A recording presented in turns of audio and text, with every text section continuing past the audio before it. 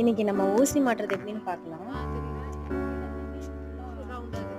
ஊசி மாட்டும்போது பார்த்தீங்கன்னா, அந்த ஊசி வந்துட்டு ஃபுல்லும் ஃபோல்டாக இருக்கும். ஒன் சைடு மட்டும் லைன் மாதிரி வந்திருக்கும். அதை நம்ம செக் பண்ணி பார்த்துட்டு தான் ஊசி மாட்டணும்.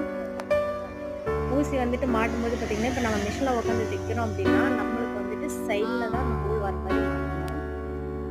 அதே மாதிரி அந்த லைன் வந்துட்டு நம்ம தைச்சிட்டு இருக்கிறோம் அப்படின்னா ரைட் ஹேண்ட் லெஃப்ட் சைடு அந்த லைன் வரணும். அந்த மாதிரி நம்ம மாட்டணும். இப்போ நான் செக் பண்ணி மாட்டிட்டேன். டைட் பண்ணலாம். எதுக்கு இன்னொரு வாட்டி நம்ம செக் பண்ணி பார்த்துக்கலாம். ஓகே, செக் பண்ணி வச்சு டைட் பண்ணிக்கலாம்.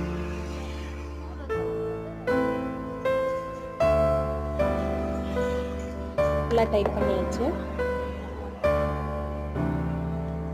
நம்ம வந்துட்டு டைட் பண்ணதுக்கப்புறம் கடகடன்னு ஸ்பீடாக வந்துட்டு தைக்கக்கூடாது. கையில் தான் சுற்றி விடணும். ஊசி எங்காவது இடிக்குதா இல்லை நம்ம ரொம்ப இறக்கமாக மாட்டிட்டோம் அப்படின்னா உள்ளே போகும்போது ஊசி அப்படியே டக்கு டக்குன்னு சவுண்டு கேட்கும். அந்த மாதிரி மாட்டிட்டோம் அப்படின்னா திரும்ப அதை கழட்டி நம்ம மேலே மாற்றணும். ஆனால் இப்போ நான் கரெக்டாக மாட்டிட்டேன்.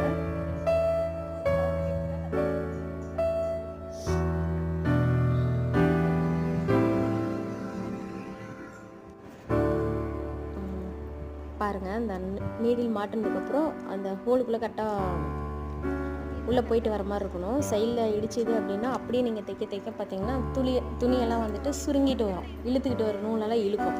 நம்மளுக்கு என்ன ரீசன்னே தெரியாது. அதனால் அந்த மாதிரி இழுக்கக்கூடாது. கரெக்டாக மாட்டிக்கணும். கரெக்டாக நம்ம மாட்டிட்டோம். செக் பண்ணியாச்சு.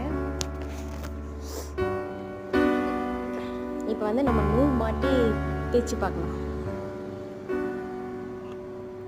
ஒரு வேஸ்ட் கிளாத் எடுத்து நம்ம அதில் வந்து தேல் விட்டு பார்க்கலாம். ஓகே,